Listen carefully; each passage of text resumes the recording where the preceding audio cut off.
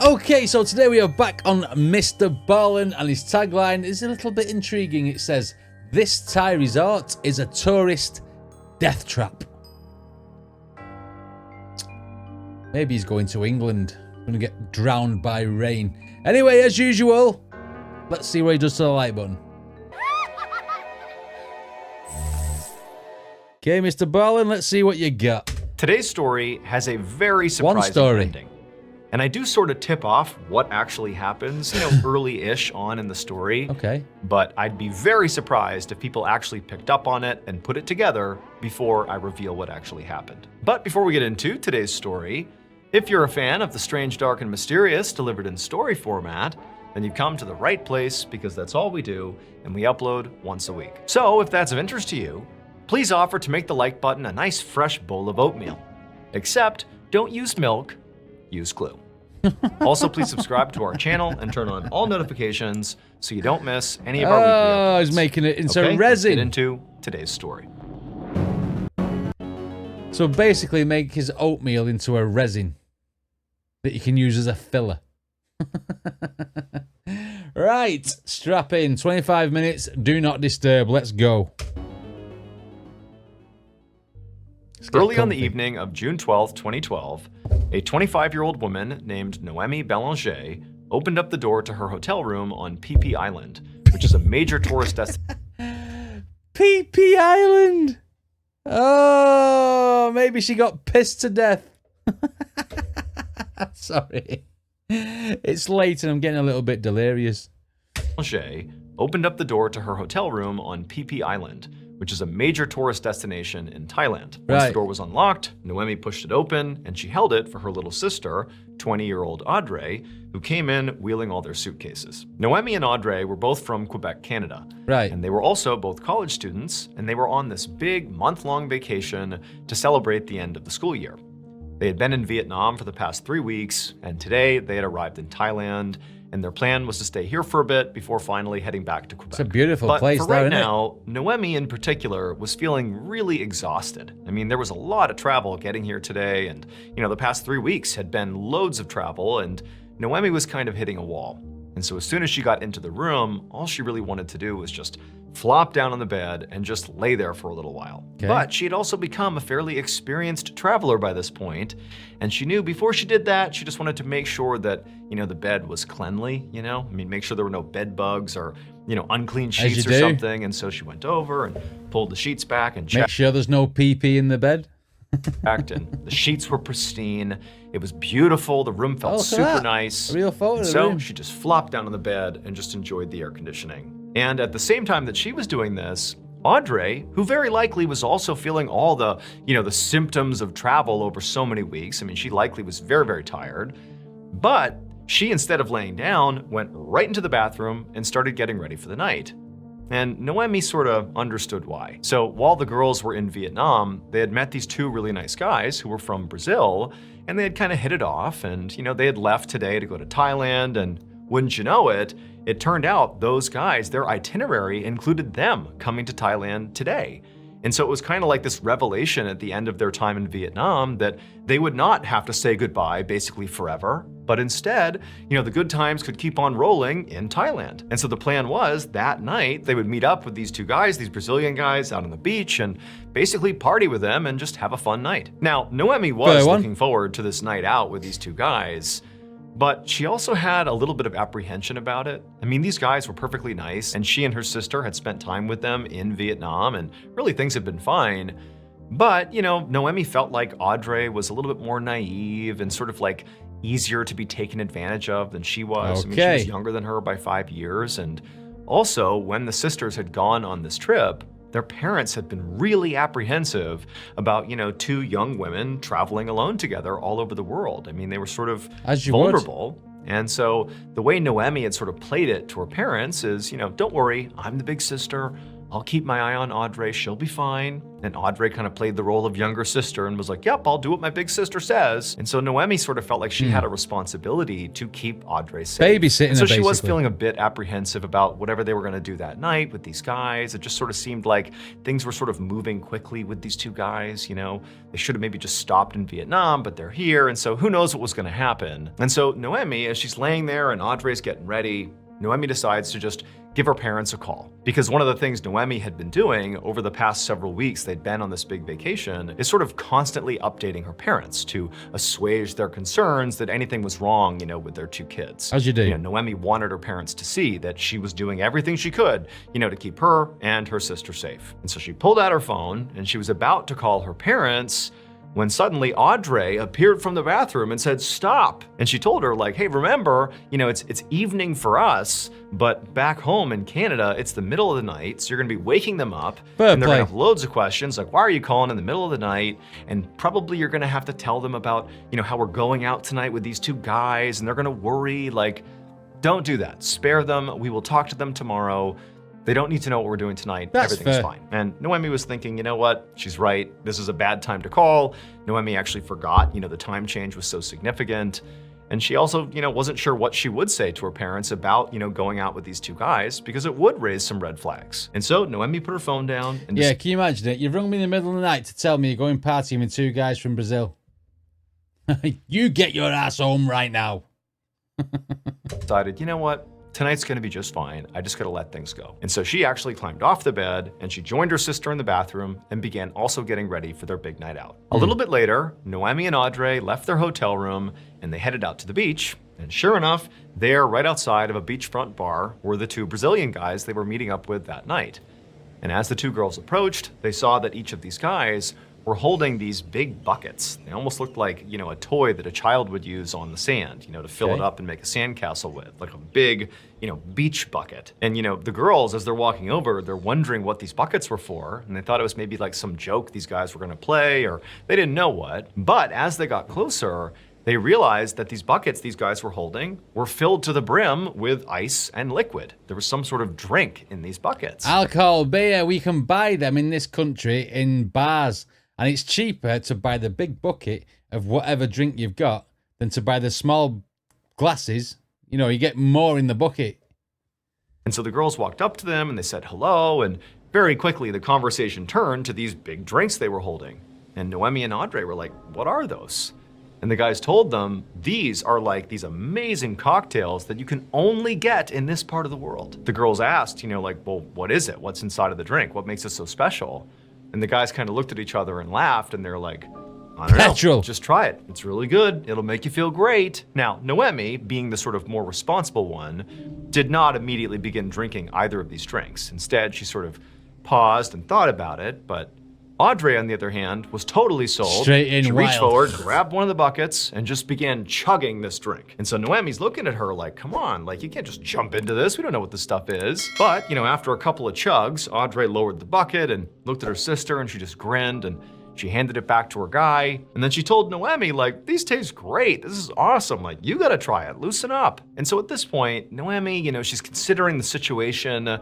You know, they were in Vietnam with these guys, and these guys were out partying with them. They were drinking with them, and, you know, they seemed perfectly trustworthy, and they were clearly drinking from these buckets, and it didn't seem nefarious. And also, Noemi looked around the beach and suddenly realized that basically everybody had these big buckets, you know? This was not just these two guys. Everybody's drinking this thing. And so Noemi's thinking, okay, well, if they think it's okay and it's sort of normal, you know, in this part of the world, then it's gotta be okay. And so she reached forward, grabbed the other bucket from the other guy, and took a big sip. Several hours later, well after the sun had gone down, Audrey and Noemi were having a great time with their Brazilian friends. They were still near this beachfront bar. They were actually dancing right outside of it because now there was a DJ blaring some music and there were all these people. And actually the sisters had sort of broken up and were sort of doing their own thing with their respective guy. Never break up. They were sort of near enough each other. Never break up. Tabs on each other. And they were just having a great time. You know, by this point, they had jumped in the ocean and gone swimming. They had eaten a ton of local food. And Noemi had lost count of how many of these big bucket drinks they had all consumed together. But they were really just having a blast. I mean, Noemi's vision was a bit blurry and she was kind of stumbling, and she'd look over at Audrey and she was kind of in the same state, as were the two guys they were with. I mean, they're buzzed, they're having a great time. And so the two girls and their guys are just out there dancing, doing their thing. It's about 1 a.m. at this point. And Noemi's guy says to her, hey, do you want to head back to the hotel room together? And Noemi's like, yeah, let's go back. But hold on, I want to talk to my sister first. And so Noemi kind of stumbles her way over to Audrey, who's in the middle of this big dance routine with her guy. And she stops Audrey and she whips around, and Audrey's all smiles too. And Noemi's like, hey, do you want to go back to the hotel room? We're going back now. Do you want to come? And Audrey's like, no, I want to stay here. I'm having too much fun. This is awesome. We're just going to keep on dancing. You guys should stay too. But Noemi was like, no, I got to go. We're going to go back. So you sure you... Thinking about doing something else, aren't they? Not just drinking and dancing. You want to stay? And Audrey was like, yeah, we'll stay. We'll see you at the hotel soon. Now, typically, Noemi and her sister really rarely separated, especially when they were out drinking and partying, because of all the inherent risks of being alone at night, potentially intoxicated. And so, this was kind of a rare thing for her to break away from her sister and separate. But it just seemed like this was okay. It was safe. And, these guys they were with, they really seemed like stand-up guys. And again, they were just having a blast here, and Noemi didn't really want to stop her from having a good time. And so ultimately, she did say bye to her sister and said she'd see her soon. Noemi turned, and with her guy, she headed back to the hotel. Famous last words, Audrey kept on dancing with her guy in front of the beach bar. Famous last words, that. I'll see you soon and stuff like that. I'll be back. You know what I mean? Never separate on holiday, especially in a strange country. 3 days later, on the evening of June 15th, a member of the housekeeping staff at the hotel where Noemi and Audrey were staying walked up to the girls' room and they knocked. And like it had been the past 2 days, they didn't get a response because over the past couple of days, the housekeeping staff had not seen anybody come in or out of this room. Dad. And now it had gotten to the point where they really had to get in there to clean the room. And basically, if they didn't get a response, this staff member was gonna have to unlock the door and just go in there. And so one more time, they knocked on the door and called out, housekeeping, just in case somebody was in there. But again, there was silence. So the staff member put their card into the door, they unlocked it, they opened it up and stepped inside. And seconds later, that staff member was literally running out of the hotel room, screaming for help. Shit. At 9 p.m. that night, a team of police officers, led by Lieutenant Colonel Rat Somboon, arrived at the hotel room. Somboon was an experienced police officer, and he'd already been briefed on what was found inside the hotel room. Right. So when he and his team walked inside and saw it for themselves, he wasn't shocked. When they got in there, they found two women inside. It was Noemi and Audrey Ballanger. And both of them were lying in their respective beds, tucked up in their sheets, lying perfectly still, and each of them was completely surrounded by vomit. Somboon estimated that these two women had been dead for between 12 and 20 hours. Vomit. And his first theory as to what might have killed them was alcohol poisoning. I mean, that would explain the vomit. This was also a big tourist destination, and clearly these people were tourists. Choked in the sleep. And so maybe they were out partying and they died from alcohol poisoning. However, when Somboon looked more closely at the bodies, he noticed a confounding detail. There was all this dried blood on the girls' gums and also under their fingernails. And so that was not consistent with alcohol poisoning. And so Somboon thought, okay, well, maybe the reason they have blood in these parts of their body is because those are defensive injuries. Maybe somebody attacked these girls. Two Brazilian boys. Killed. But after doing a cursory check around the hotel room, there was no sign of a struggle or any sort of break-in or anything like that. And so, if there had been some sort of lethal struggle in here, it certainly didn't show. And so Somboon and his team really didn't have any idea what had happened here. I mean, they had some ideas, but clearly they needed more information. Specifically, they needed to do an autopsy and a full toxicology report on both women. That would be the only way to really see what happened here. But that would take time. How did they die? And so while they waited for those results to come in, Somboon decided that what he would focus on instead is trying to figure out what these girls were doing in the hours before they died. Where were they? What did they eat? What did they drink? and who were they with. Buckets. Over the next couple of days, Somboon and his team interviewed several of the hotel staff. And from those interviews, they learned that Audrey and Noemi were visiting Thailand from Canada. And on the first night they were here, the two women went out early in the evening, and then one of them came back with some guy, some unidentified man, at 1 a.m. They came back to the hotel. And then at 4 a.m., the other girl came back to the hotel, also with an unidentified man. And so there are Noemi and Audrey and these two unidentified men that are in the hotel room, presumably, from 4 a.m. until 6 a.m., when both of these unidentified men left the hotel room After together, killing the women. and the two girls were presumably left inside the hotel room. Lieutenant Somboon reviewed some security footage from the hotel, which confirmed this entire timeline was correct, which meant Somboon really needed to speak to these two unidentified men because they clearly were the last ones to see these girls alive. And so the police department put out an announcement about Noemi and Audrey's deaths, as well as a public call for help in identifying these two unidentified men. And shortly after making this announcement, the police learned that these two men were Brazilian, and unfortunately, they had already left Thailand on their way back to Brazil. And so obviously Brazil is outside of his jurisdiction, and so he had to appeal to Interpol, which is an international police organization, and appeal to them to find these two Brazilian men and interview them. About a week later, Somboon finally got a call from Interpol. They had found these two men and they had interviewed them. And they told Somboon that when they informed these two guys that Noemi and Audrey had died, the two men seemed genuinely shocked. And then when they were asked, why were you so quickly on a flight out of Thailand back to Brazil? They said, no, there's nothing suspicious about it. We already had booked those tickets way in advance. We just got on the flight and left. There's nothing more to it. And so Interpol said they continued to press these guys and asked them, hey, you were the last ones who were with these girls before they died.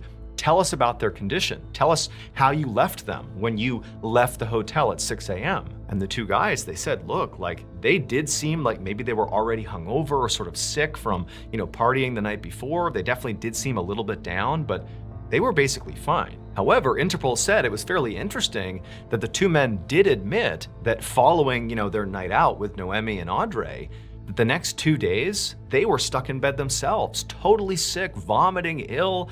They didn't know what from, Mystery but they illness. said they were very, very sick following their encounter with these two girls. Somboon thanked the Interpol officer and then hung up. What? And even though Somboon couldn't help but feel still pretty suspicious of these two Brazilian guys, Mystery illness, mosquito bites, AIDS. he now was thinking, okay, well, if they said they got really sick after, spending time with Noemi and Audrey, maybe what happened here is, all four of them got sick with something, some illness, and the guys survived it and the girls didn't. And so Somboon began to think of, what type of illnesses could they have contracted? And the first thing that Somboon began to think about that could have been an illness that all four of these tourists could have contracted was food poisoning. Tourists come to Thailand and try the local food, and sometimes it makes them really, really sick. In particular, there were two types of food in Thailand that were sort of notorious for giving tourists just the worst food poisoning. Oh, it's not them fish. Is it a blowfish? And they're showing mushrooms. I was gonna say, is it a blowfish? One of them fish that if you don't cook it at the right temperature, or the right whatever, then it can kill you. And that were sort of notorious for giving tourists just the worst food poisoning. One of them was a particular type of mushroom, and another was blowfish. And these two items, if your body reacted badly enough to them, it could be lethal. However, when Somboon got back the autopsy reports and the toxicology reports, he realized his theory about food poisoning was definitely wrong. So it would turn out— I thought I had it. Gutted. He realized his theory about food poisoning was definitely wrong. So it would turn out those drinks that the girls had with the guys in those big buckets, they were unique to Thailand. Those are not drinks that are served really anywhere else in the world. Right. And that's because those drinks are just not safe. And for whatever reason, it sort of blossomed in Thailand and it's sort of an accepted thing, but when you hear the ingredients of what's in this drink, you'll understand why it's not like a sanctioned or more popular thing outside of this small part of the world. Okay. So there is no alcohol in these big buckets of liquid. Instead, it includes crushed up narcotics, it includes cough syrup and Coca-Cola, and in some cases, pesticide. In fact, specifically, Pesticide. You make a drink with pesticides, which is a poison. Oh, for fuck's sake. There's going to be another twist, though. It's Mr. Ballen.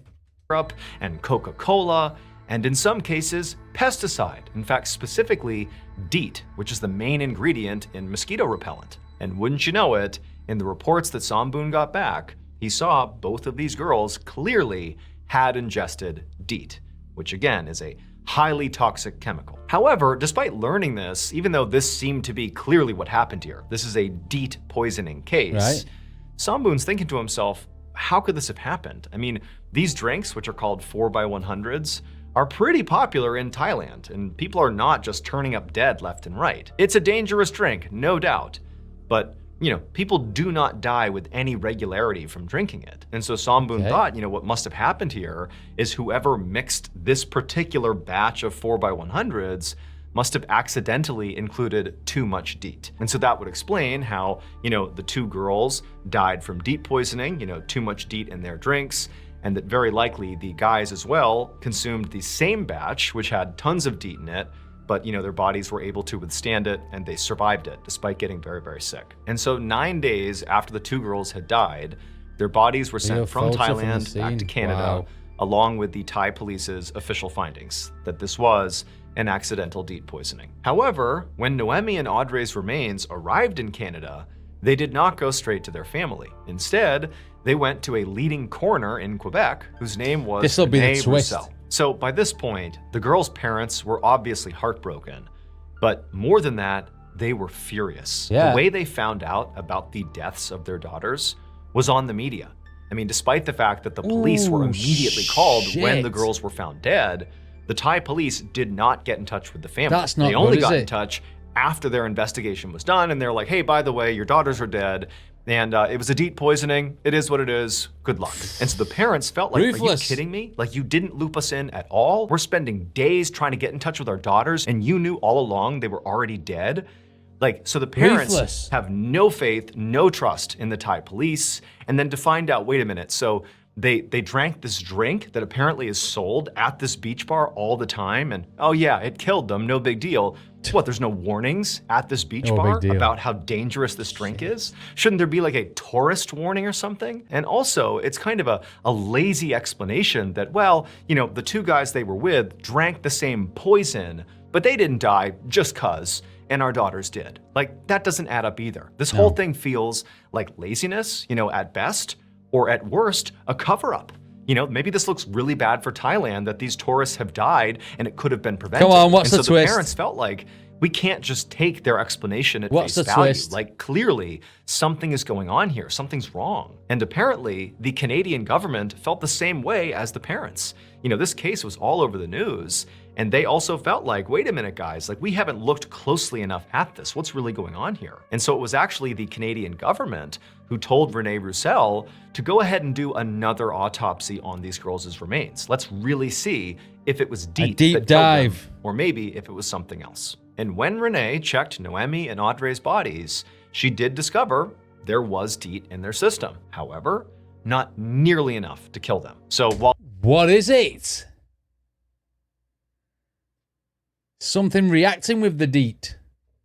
it seemed plainly obvious that yes, they must have consumed those 4x100 drinks, that couldn't have been the thing that actually killed them. However, Renee didn't find any other poisonous substances in these girls' bodies. Like, there wasn't another explanation. It just showed there was DEET, but that was basically it. And so Renee, she's thinking like, there's gotta be some explanation here. And so Renee really began to do some serious research into this whole case, and eventually she found something. What? And it horrified her, it horrified the family, it horrified the world.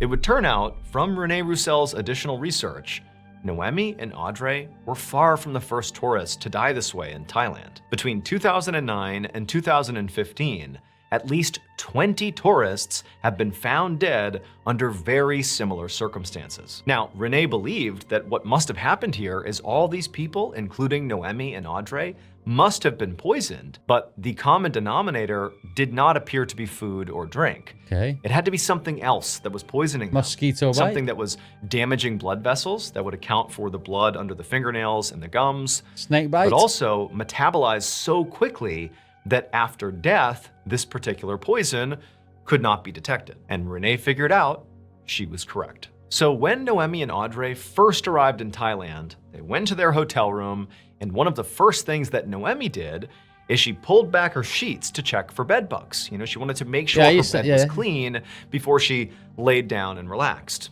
And when she looked, it appeared clean. And it was because the sheets were clean. They had actually just been treated for bed bugs, so there were no bed bugs. Shit. Oh, what they've been treated for bed bugs with, there's going to be a poison on the bed sheets, isn't there? However, the way this hotel and other hotels, not just in Thailand, but in other parts of the world, the way they were treating for bed bugs was by spraying the sheets with pesticide, specifically phosphine gas, which is highly toxic to bed bugs, so it gets rid of the bed bugs, but it's also highly toxic to people. For reference, it is illegal to do this. You're not allowed to spray sheets with pesticide. And so based on all the evidence, it's believed that what actually happened to Noemi, Audrey, and the 2 Brazilian men they were with is that they climbed into those beds on the night they came back.